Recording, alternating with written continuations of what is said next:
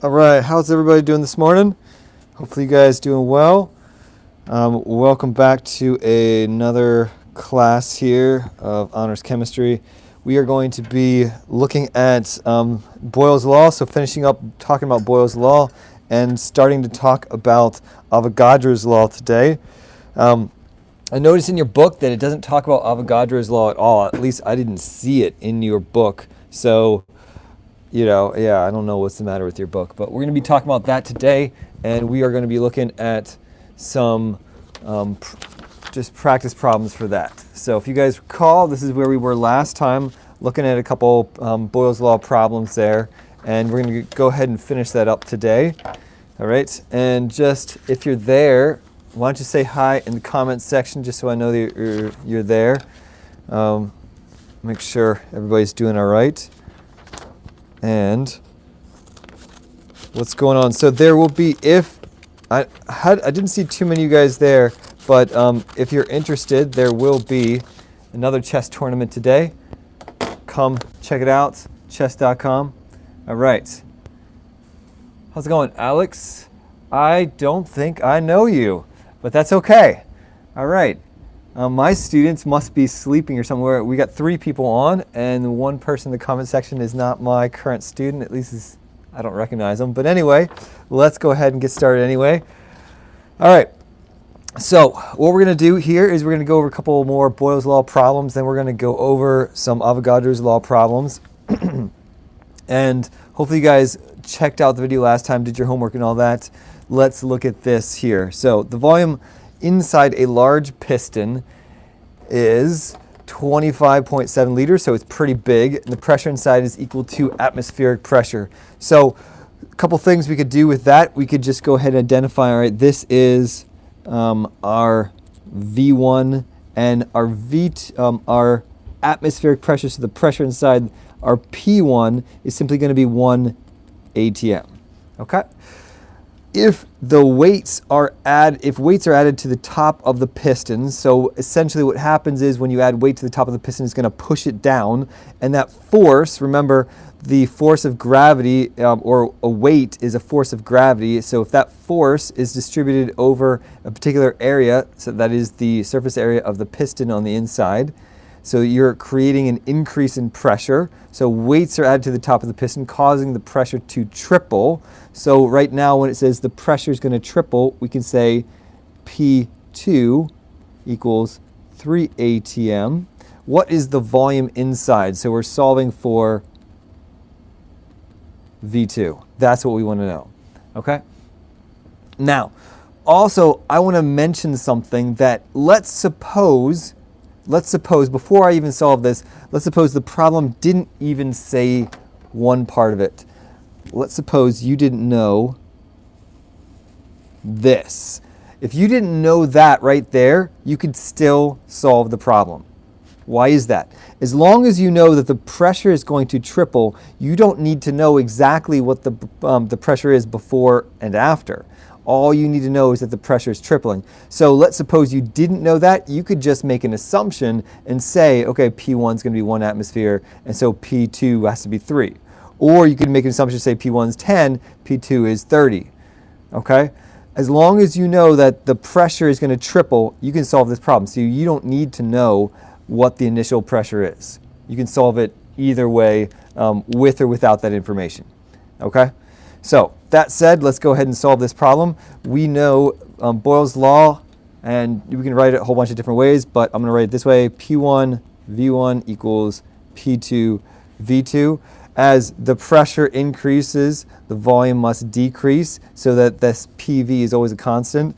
And if we're solving for V2, what I want to do is divide both sides by P2. That's going to get me V2 equals P1 V1 over P2.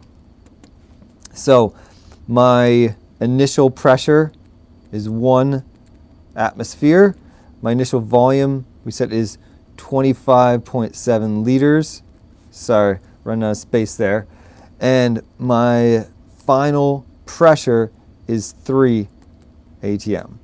So essentially, what's happening, and you can even think this through in your head, if the pressure increases, the volume must decrease. So if the pressure is going to triple, the volume must be 1/3 of the original. And that's exactly what we see. 1/3 times 25.7. So we can do that. 25.7 divided by 3, and that's your answer. So there's a number of different ways we could actually approach this problem, and any way you approach it, your final answer is going to be 8. We see we got 3 sig figs, so 8.57. 8.57, and our units are liters, right? We have ATM over ATM cancel out, and we're left with liters as your units there. All right, so questions on that. If you guys have any questions as I go, feel free to stop me. How's it going, guys? See some more people joined us. Very, very nice. Great. All right, so number 4, I'm just going to go through these. If you have any questions, just stop me, and I will try to explain what's going on.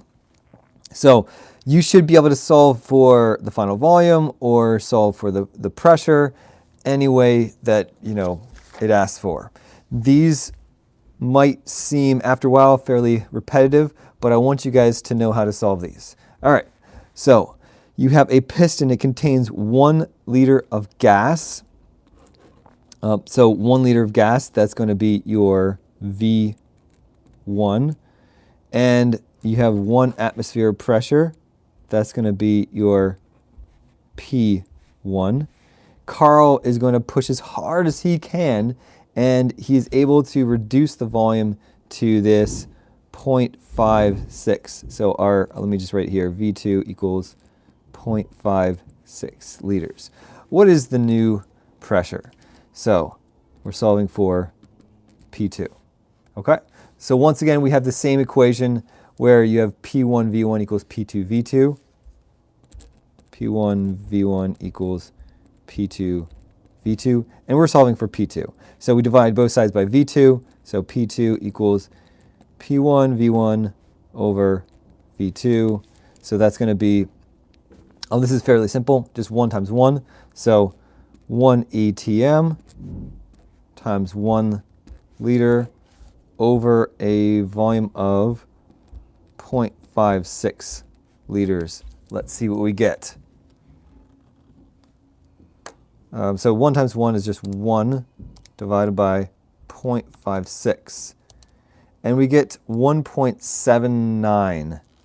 Okay. Oh, actually, we only have 2 sig figs, so let's just round that to 1.8. 1.8. And our units, liters over liters, cancel, and we're left with 1.8 ATM. Let's pause and just see if that makes sense. How's it going, Max? And we're going to say, all right, so 1.8, that means we had an increase in pressure. And does that make sense? Yes, it makes sense because he reduces the volume. He compresses, he pushes in, makes the volume smaller, so we would expect an increase in pressure. And remember before, we should also think about, well, why is this? Why is there an increase in pressure? Because if the volume is smaller, those particles are all now much closer together. And if the particles are closer together, they're going to be bumping into things more often. And bumping into things more often means a greater pressure because pressure simply is gas particles bumping into things. Okay? So, let's move on. Next page. We have, once again, a piston. We got somebody else that's messing around with this piston. And it looks like the same kind of initial situation. We have a piston which has 1 liter of gas, 1 atmosphere of pressure, and Robert, instead of pushing, he's now going to pull, and he's going to increase the volume to 2.8 liters. What's the pressure at that new volume? And what we're going to do is we're just going to use exactly the same equation because it's the same setup, right? And we have the same equation for the P2 is P1 V1 over V2. And we have the same, this is our initial volume, this is our initial pressure, and that's the final volume right there, that V2. So once again, it's going to be 1 ATM over 1, or times 1 liter, all divided by 2.8 liters. And that's going to get us what? Let's see. 1 times 1 is 1, divided by 2.8 is 0.37 or 357 or 0.36. 0.36. And our units, liters over liters cancel. Units are ATM. Okay. So we could even do a calculation. If we knew the size of the piston, we could even do a calculation to determine what force they're both exerting. And that's going to be, remember, force. So, we obviously can't do that because we don't know the size of the piston. But remember, your pressure is force over area. And so if you knew the size of the piston, you could calculate the force. The force is just going to be that pressure times the size of the piston, times the area. So the bigger the area of the piston, of that cross-sectional, the cross-sectional area of the piston, the larger the force. Okay? And then you could even do a calculation and compare Carl and Robert, who's stronger based on this, who's exerting more force when they're pushing or pulling. But, we're not going to do that. All right. Number 6, a piston contains 287 milliliters of oxygen at I just love technical difficulties. I don't know what's going on these days, but it seems to be, I don't know, they're going to make some new term for this, like corona lag or something like that. Anyway, so we're getting some connectivity issues here, but hopefully you guys are able to follow along. Anyway, so this piston contains 287 milliliters. That's going to be our V1, and we have, this is our P1, that's our initial pressure. Now we're going to decrease the pressure to this. That's a fairly significant decrease. So this is our P2. What's the new volume? And how many liters is that? So there's a conversion going on here because this is in milliliters and we want to convert it to liters. But I'm going to go ahead and do the problem first in milliliters and then convert it to liters at the end. I think that makes the most sense. So we have P1 V1 equals P2 V2, and it says what is the new volume? So we're solving for V2. If we're solving for V2, we divide both sides by P2. So V2 equals P1 V1 over P2. So that's going to be a pressure of 1.06 atmospheres times 287 milliliters. We can use any units that we want as long as the units are consistent with each other. So what do I mean by that? If I have two different pressures, the two different pressure units must be the same. Okay, so P2 is 0.03 ATM. All right, so that I'm expecting a fairly significant increase in the volume. Well, why is that? Because the pressure is decreasing a lot, right? It's going from about 1 to, less than 1/30th, right? So it should be, more than a 30-fold increase in volume. So pretty significant. So let's do the math here. It is 1.06 times 287 divided by 0.03. And that's getting me a ridiculously large volume, but the units are milliliters, so it's 10,141, all right? But we only have, 3 significant figures, so that's just basically 10,100. So that's going to be 10,100 milliliters for 3 significant figures. Now, how many liters is that? Well, we recall that there are 1,000 milliliters in 1 liter, so I'm going to take the decimal point, move it 1, 2, 3 spots to the left, so that's going to be 10.1 liters. And that's my final answer. Okay? So, questions, guys. I don't see any questions on the side. Hopefully you guys are able to see this clearly and not have any problems with that, but I'm going to go on. All right, the last question, I believe, is a little bit more involved because the units are a little bit messed up. But let's see. We have a piston that's filled with helium for some reason, 2.5 liters of helium. It doesn't matter what the gas is. It could be air, it could be oxygen, helium, whatever. The piston could be filled with any gas. It's all going to act the same way, more or less. Okay? So it doesn't matter what the gas is. So this is going to be our V1. The pressure inside is 15 psi. That's P1. And Hank is compressing the piston.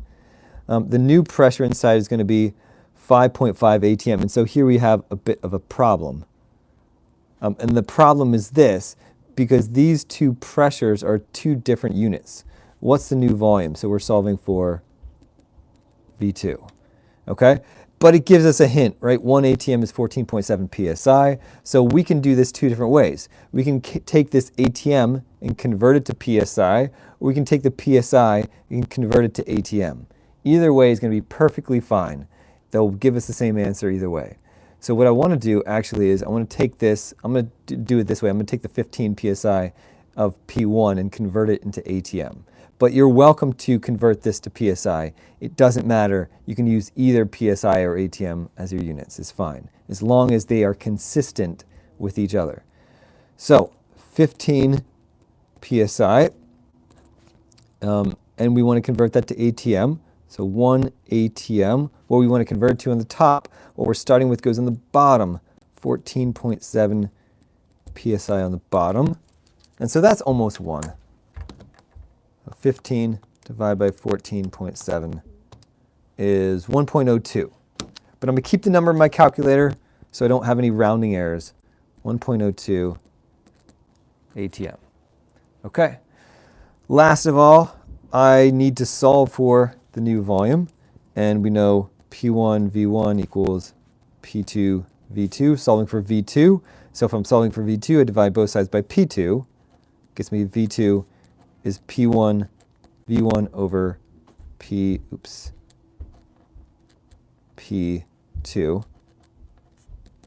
And my P1, we said, is 15 psi, which is 1.02 atm.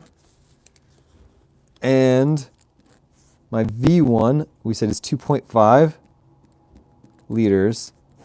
And my P2 is 5.5 atm.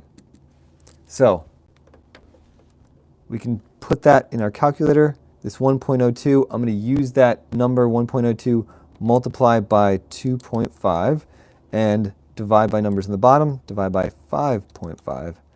And that's going to get me 0.4638. I only have 2 sig figs, so it's going to be 0.46. 0.46.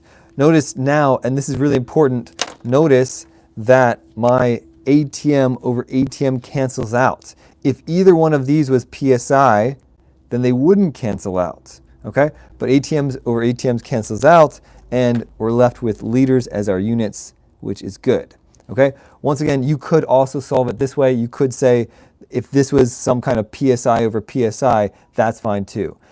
The only rule for units of these is that the two units have to be the same. So that's it for your homework. I want to go ahead and go into the new stuff, but I want to pause here and see if you guys have any questions whatsoever on this homework. Any questions at all? Robert Boyle himself, so this is Boyle's Law. Robert Boyle himself was really the first one to figure out one of these gas laws. And he was a pretty cool scientist himself. He was right at the crux between alchemy and chemistry. And so back in his day, you know, they didn't have a proper atomic theory. And so Robert Boyle was, you know, doing some various different studies on gases and all that stuff. And he not only led to, you know, the start of real atomic theory, but he also, and he not only did gases too, but he also started this society in England where scientists would come together and talk about things and publish their research. So back in the day when everybody was an alchemist, people would keep everything a secret. And that didn't lead to any progress for basically 1,000 years. People would make discoveries, but they wouldn't tell anybody. They'd keep everything a secret. And so you didn't have a whole lot of progress for, roughly 1,000 years simply because people wouldn't share their stuff. They kept it all really secret. And so Robert Boyle, so really cool guy. So Robert Boyle, he is one of the people who is considered the father of chemistry. There's a couple other people also with that title, father of chemistry. John Dalton being one of them, and Lavoisier also being another one. But all three of them are really cool guys. And there's probably some other person that's called the father of chemistry, but he's one of them. And I think probably his biggest contribution was starting that society in England where people would share their research with each other. And so it led to, people actually making advances in science. And hopefully we can make advances in science fairly quickly and come up with a vaccine for this ridiculous virus that's plaguing the whole world right now. Now, with that said, don't see any questions. So I'm going to go on to Avogadro's Law. Avogadro's Law is, like I said, it's not in your book, and we have a couple different questions on this. Actually, let me go ahead and explain the law before we get into the problems. So Avogadro is, you've heard of him before, right? Avogadro is the guy that came up with the whole concept of the mole. Well, he wasn't the only one, but the mole number is named after him. So Na is 6.022 times 10 to the 23rd. So 1 mole is that many particles, and this is known as Avogadro's number. So this is the same guy that did that whole mole stuff, and you're going to see why. He did his initial work with gases, and he discovered something very interesting. As he was doing various different chemical reactions with various different gases, he found out that the same volume of a gas has the same number of gas particles. Okay? Now, you might at first glance think, okay, big deal, so what? Of course. But that is interesting because when we say the same volume of gas, we mean no matter what type of gas it is. Right? So we could be talking about hydrogen, we could be talking about oxygen, we could be talking about neon, we could be talking about argon, we could be talking about radon, we could be talking about any kind of gas. Doesn't matter what the type of gas is, the same volume of gas is the same number of gas particles. Secondly, because it doesn't matter what type of gas that is, they have different weights or different masses.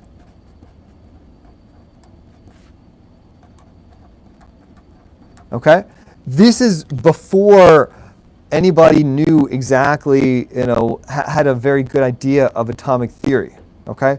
And so, well before we had a good atomic theory, we knew what protons, neutrons, and electrons were. Before any of that kind of stuff, Avogadro comes along and looks at gases and chemical reactions of gases and notices that the same volume of a gas has the same number of particles of a gas. So, for example, let's suppose he's reacting, he's doing a reaction here of,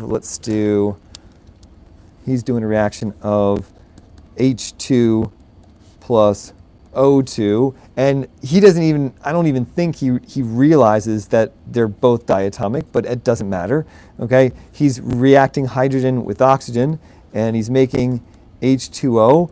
He recognizes that you need to have 2 times as much hydrogen as oxygen, right? And we're going to get 2 of these.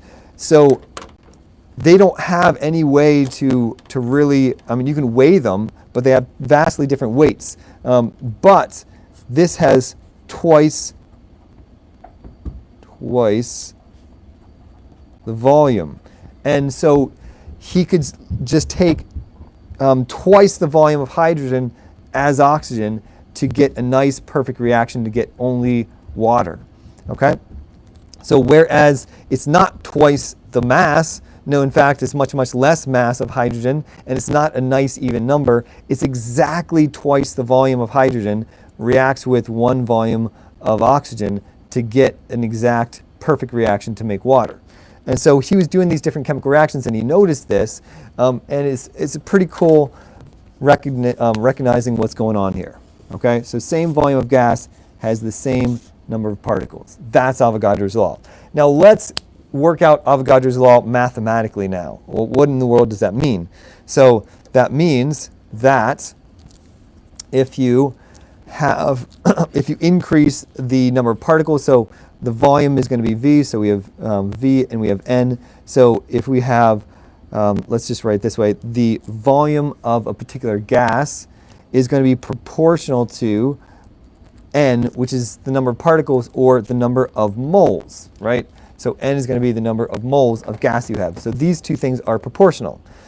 And we can get rid of the proportionality symbol, and we can say, okay, so that's going to be V equals some constant times N, where K is just some random constant. K is going to depend on things. It's going to depend on the temperature. It's going to depend on the pressure. And so it's specific to the amount of gas that you have, all right?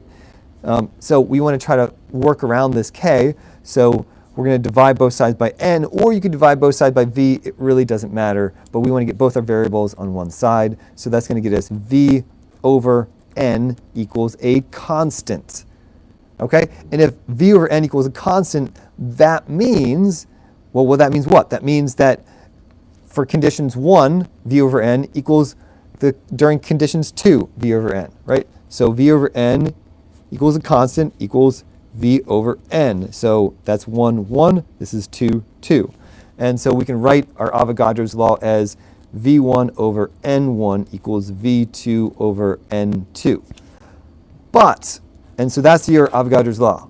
But you don't specifically have to divide V over N. You could have N over V. It's just, it doesn't matter, right? Because I could have likewise taken both sides and divided both sides by V. And that works also. So you could also write the Avogadro's law this way. You could say N1 over V1 equals N2 over V2. All right? And you could prove that mathematically that these two equations are equivalent, and it's nice to have both of these so that so it's a little bit easier to solve these problems in the long run. Okay? So it doesn't matter how you set this up. Now, I want you guys to also keep in mind that although you're looking at one thing divided by the other thing, this is a direct proportionality. So as I increase the volume, the number of moles increases. As I increase the number of moles, the volume increases. So as one goes up, the other goes up. As one goes down, the other goes down. And that makes sense because the ratio of these two numbers is a constant. Okay. So with that said, let's jump into the actual practice problems before we close out today. Let me see. I'm just going to go through 2 of these and let you guys do the rest of them for homework. Okay? I think we got, you guys should have all gotten your homework. I know, there's a bunch. There's 8 of them, but you guys can handle them. We'll go through 2 of them together. Okay? All right. A balloon contains 0.045 moles of air. That's going to be our N1. And it has a volume of, well, that's our V1, 1 liter. If 0.025 moles of air are added, now this makes these problems a little bit trickier because this 0.025 is not N2. This is the amount of air that's added to the balloon. So that's going to make it a little bit trickier. So what then is N2? Well, N2 is going to be N1 plus, because you're adding it, 0.025 moles. Okay? And we can go ahead and solve for N2 right away. Okay, that's going to be 0.045 plus, so that's going to be 0.0, so it's going to be your 45 plus your 25, and that's going to be 70. So 0.070 moles. Okay, so that's an important distinction to notice. Sometimes air is going to be added, sometimes air is going to be removed, let's say in a leak or something like that, and you need to be aware that this is not N2. N2 is N1 plus that number. Okay, what's this final volume? So we're solving for V2. Okay, so because we're solving for a volume, I'm going to write the equation down this way. I'm going to do V1 over N1 equals V2 over N2. The reason that I chose this form of Avogadro's law is because you have, you're solving for V2 and you want what you're solving for on the top, okay? So you want what you're solving for on the top of that. Now, let's go ahead and rearrange this to solve for V2. If I was solving for N2, I would want these flipped to make it easier for me, okay? But I'm going to solve for V2. So I'm going to multiply both sides of the equation by N2 to get me V2. So that's going to be N2 equals, I'm solving for V2. V2 equals, multiply both sides by N2, so that's going to be V1 N2 over N1. So that's going to be, V1 is 1 liter, right? 1 liter. N2 is 0.070 moles, and N1 is 0.045 moles. Okay, let's do the calculation.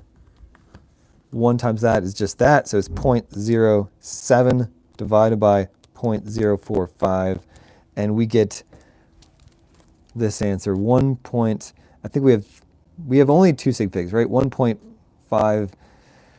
When it starts with 1, you could actually write down 3 digits. But anyway, I'm just going to say 1.6.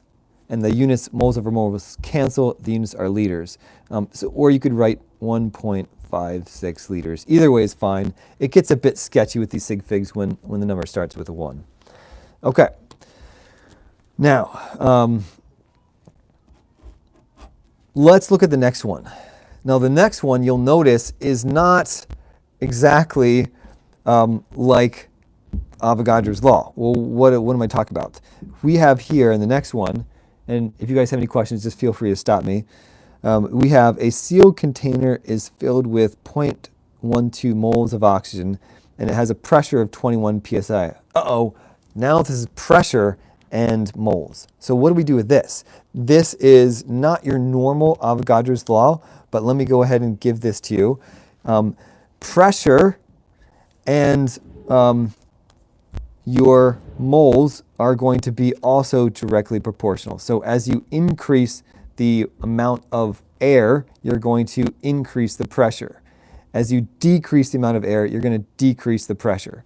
So your law for that one is going to look exactly like this, and it's going to be, what is it? So we'll do it this way. We'll do P1 over N1 equals P2 over N2, or, so that's one way to write it, or it's going to be N1 over P1 equals N2 over P2. So it's really exactly the same relationship. You can use pressure or volume, one or the other, okay? And we could actually have a situation where both of them, so all 3 things are changing, but we're not going to deal with that right now. That would be a little bit more complicated than I want to talk about today, okay? But we'll get to that. We'll get to when multiple things, when more than 2 things are changing. So these are not exactly Avogadro's law, but it's a form of Avogadro's law. So let's go ahead and solve this problem now. So you have a sealed container, and when you have a sealed container, what does that mean? Sealed container means that the volume can change. And if the volume can change, what's going to happen is instead of an increase in volume, you're going to get an increase in pressure. Okay? So you have 0.12 moles. That's our N1. And it has a pressure of this. So this is our P1. How much oxygen should be added? How much you need to add to it, which is not exactly N2. It's going to be the difference of N2 and N1. But we'll get to that at the end. Should be added to increase the pressure. So this is going to be our P2. Okay? So if we're solving for N2, I want to choose the form of the equation with N2 on the top. If I was solving for P2, I would choose the form with P2 at the top, but I'm going to choose this one. And because I'm solving for N2, what I want to do is I want to multiply both sides of the equation by P2, and you can get the form of N2 equals, multiply both sides by P2, that's going to be N1 P2 over P1. Okay? And plugging in now for N1 is, we said is 0.12 moles. P2 is 75 psi. And P1 is 21 psi. So let's do the math. 0.12 times 75 divided by 21 gets us this number right here. And I'm going to just write, so 0.4, let me just think. Yeah, so, oops, shoot. 0.43. We got 2 sig figs, so it's going to be 0.43. And the units are psi over psi cancel, so we're left with moles. And we'd expect it to be moles because, of course, we're solving for N2. But that's not our final answer. That is N2, but it's not our final answer. Why? Because it says how much oxygen should be added to increase the pressure. So if we want to know how much should be added, we want to know how much larger is N2 than N1. So our final answer really is going to be N2 minus N1, which is going to be 0.43 minus 0.12. That's going to be our final answer because it's going to be the amount that we need to, or how much air we need to add to that, or how much oxygen we need to add to that. So 0.43 minus 0.12 is simply going to be 0.31 moles. Okay? All right, so that's about it for today. We got 2 sample problems. You guys need to go through the rest. So that's, you got five homework problems like that. If you guys have any questions, go ahead and ask right now. I know we got a few minutes left before class is over. What do you guys think? Any questions? Any questions? Man, after spring break, class attendance has just died. You guys have just, only 7 people on. I feel like we're getting like twice that much before spring break. I don't know. Where's everybody else? Are they all still sleeping?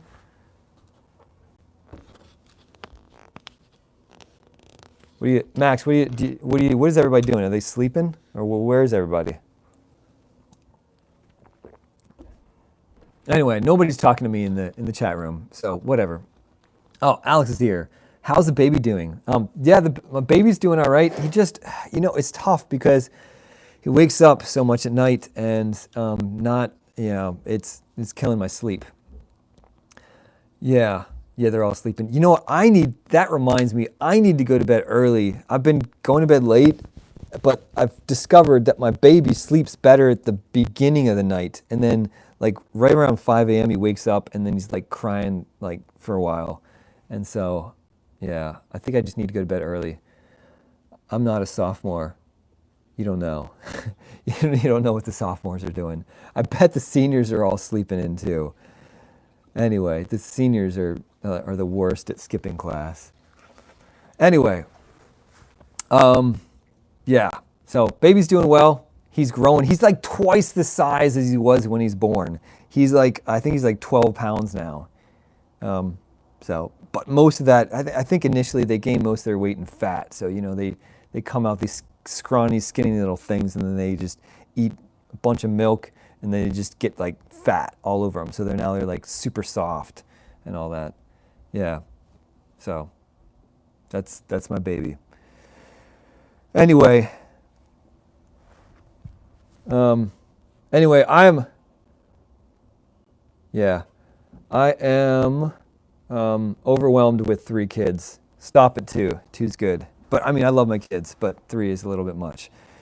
So I'm going to go ahead and sign out now, and I want to give a last plug for chess tournament today. Chess tournament today is going to be Crazy House chess tournament. That's not just me making up. It's actually called Crazy House tournament because you can put down pieces that you capture. So even if you're not like super great at chess, you can play and you can still like beat somebody that's good because it's crazy. It should be a lot of fun. So join us. If you want to join, send me an email. I'll send you the link to our Crazy House chess tournament. It's going to be right after school, 3:30 today. Don't be late. It's going to be fun. Anyway, got to sign out. Got another class after this. See you guys later.